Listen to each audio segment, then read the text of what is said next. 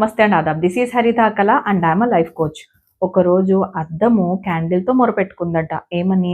అరే అసలు నన్ను చూసావా, నేను ఎవరైనా నా ముందు నించుంటే వాళ్ళ రిఫ్లెక్షన్ చూయించటం తప్ప నేను ఇంకేం చేయలేను కదా, ఏం చేంజెస్ వాళ్ళలో నేను తేలేను అని బాధపడిందట.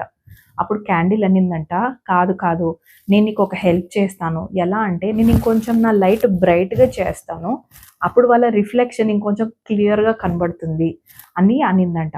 దీనివల్ల నాకేం ఉపయోగము అని అనిందంట మిర్రర్. అడిగితే క్యాండిల్ చెప్తుంది, ఎప్పుడైతే వెలుగు ఎక్కడం ఎక్కువ ఉంటుందో అప్పుడు వాళ్ళ రిఫ్లెక్షన్లో వాళ్ళు క్లియర్గా తెలుసుకోగలుగుతారు మేమేం చేంజెస్ చేసుకోవాలి అని, లేదా మా వీక్నెసెస్ని ఎలా స్ట్రెంగ్స్గా మార్చుకోవాలి అని అనిందట. వెంటనే ఈ అద్దం కాస్త నవ్వేసిందట. This is just a story. But ఇక్కడ ఏం చెప్తున్నామంటే, చాలామంది మిర్రర్లో తన్ని చూసుకోవడానికి కూడా రెడీగా ఉండరు. Yes or no? How many of you agree with this? So మేమేం చెప్తామంటే, ఫస్ట్ మిర్రర్ ఎక్సర్సైజ్తోనే మనం స్టార్ట్ చేయాల్సి ఉంటుంది మన సెల్ఫ్ యాక్సెప్టెన్స్. ఎలా అంటారా? ఫస్ట్ అద్దం ముందు వెళ్ళి మీకు మీరు మంచి మాటలు చెప్పుకోవడం స్టార్ట్ చేయండి. ఒకవేళ మీలో వీక్నెసెస్ మాత్రమే కనిపిస్తున్నాయి అంటే వాటిని యాక్సెప్ట్ చేయండి. ఎలా అంటారా?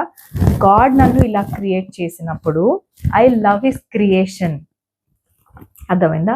గాడ్ క్రియేటర్ కదా, ఆయన మిమ్మల్ని ఇలా క్రియేట్ చేసినప్పుడు నాకు ఆయన క్రియేషన్ ఓకేనే, ఐ లవ్ హిస్ క్రియేషన్ అన్నప్పుడు పదే పదే చెప్తూ ఉంటే మిమ్మల్ని మీరు ఎక్కువ యాక్సెప్ట్ చేయడం మొదలు పెడతారు.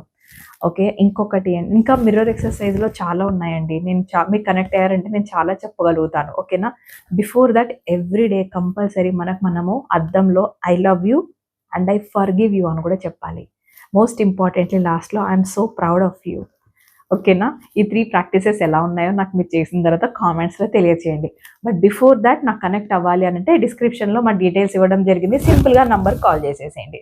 అండ్ ఈ వీడియో మీకు నచ్చినట్లయితే మాత్రం like, share and subscribe. Thank you.